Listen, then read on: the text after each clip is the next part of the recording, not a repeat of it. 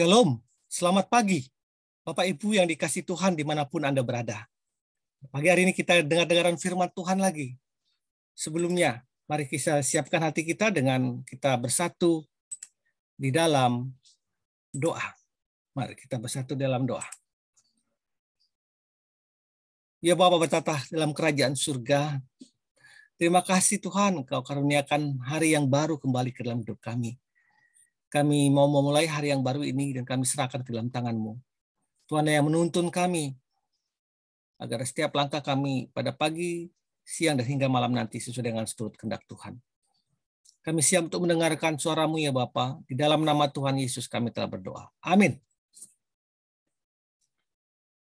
Baik, Bapak Ibu yang dikasih Tuhan, judul kita pada renungan pagi ini adalah Roh yang Memulihkan. Roh yang Memulihkan.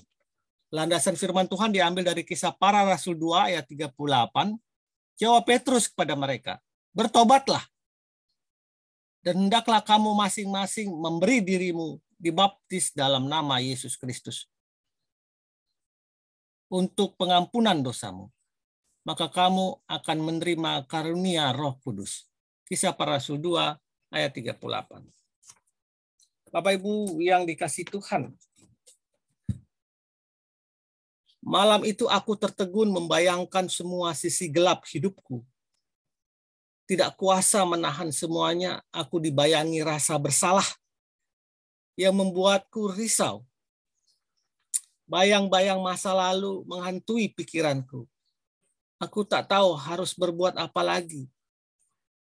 Dengan segenap kekuatan yang tersisa, aku tersungkur di kakinya. Ada gejolak besar di hatiku. Aku pun meminta pemulihan secara khusus darinya. Kuasa Roh Kudusnya. Kuasa itu begitu nyata aku rasakan. Air mataku pun tak terbendung lagi. Momen itu menjadi waktu bagiku untuk meluapkan hal-hal yang tanpa kusadari tersimpan di dalam pemikiran bawah sadarku. Aku memohon dan berdoa kepadanya agar rohnya membebaskanku dari segala dosa dan akar kepahitan masa laluku. Sungguh, jamahan Roh Kudus telah membuat beban beratku menjadi ringan dan membebaskanku dari benteng yang selalu kubangun selama ini mempertahankan diriku sebagai orang yang rapuh. Sejak saat itu aku benar-benar menyadari begitu berartinya hidupku dan betapa berharganya memelihara hati yang senantiasa melekat kepadanya. Seperti yang dikatakan dalam pemazmur Daud. Janganlah membuang aku dari hadapan-Mu dan janganlah mengambil roh-Mu yang kudus daripadaku. Bapak Ibu yang dikasih Tuhan, ada kalanya dalam perjalanan hidup kekristenan kita mengalami kejatuhan. Tetapi Roh Kudus juga akan menopang dan mengangkat hidup kita untuk sesuai dengan kehendak Tuhan. Kita bisa menikmati karunia Roh Kudus jika kita mau menerima dan meminta pemulihan darinya. Kisah Para Rasul 2 ayat 38 tadi berkata, bertobatlah dalam nama Yesus untuk pengampunan dari segala dosamu yang telah engkau perbuat, maka kamu akan menerima karunia Roh Kudus itu, menerima pengampunan itu. Bapak Ibu yang dikasih Tuhan, sebagaimana hakikat penciptaan manusia pada awalnya adalah memiliki hubungan yang harmonis dengan Tuhan. Tetapi karena dosa, hubungan harmonis itu hancur. Hubungan antara kita dan Allah itu tidak ada lagi dan terputus. Tetapi Allah sangat merindukan.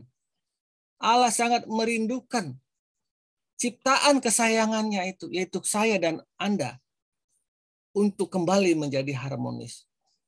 Untuk itulah Yesus mati di kayu salib, menebus segala dosa kita, dan membuat barang siapa yang percaya kepada Tuhan akan selamat. Percaya kepada Tuhan, datang kepadanya, bertobat kepadanya akan segala dosa-dosa kita, maka kita akan diselamatkan oleh Tuhan. Karena hubungan harmonis atau hubungan yang terputus itu sudah disambungkan oleh Yesus di kayu salib. Jadi kita berhak untuk memperoleh damai, memperoleh hubungan yang baik dengan Allah yang dulunya terputus itu. Kita sekarang berhak karena kematian Yesus di kayu salib. Asal kita mau datang kepadanya, mengaku dosa kita, mengaku segala kesalahan kita, bahwa kita adalah manusia yang rapuh dan perlu Tuhan di dalam hidup ini. Memanggil nama Tuhan.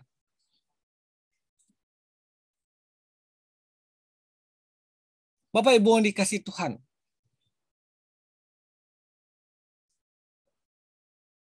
apakah hidup yang kita jalani gelap gulita pada saat ini? Seolah tiada lagi alasan untuk hidup. Kita dibayang-bayangi oleh kekelaman masa lalu. Kesalahan-kesalahan yang sepertinya tidak terampuni. Ingatlah, Tuhan selalu rindu dan menantikan kita untuk kembali kepadanya. Tuhan sangat sayang kepada kita.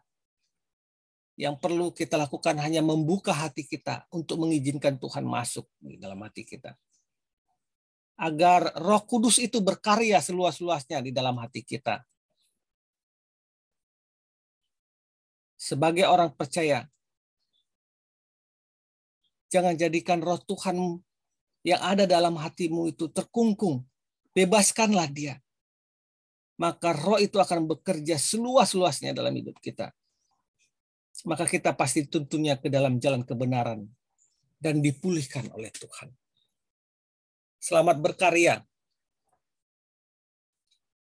Selamat menjalani roh pemulihan yang dari dalam Tuhan itu di dalam hatimu seluas-luasnya. Tuhan sangat sayang kepada kita. Datanglah kepada Tuhan,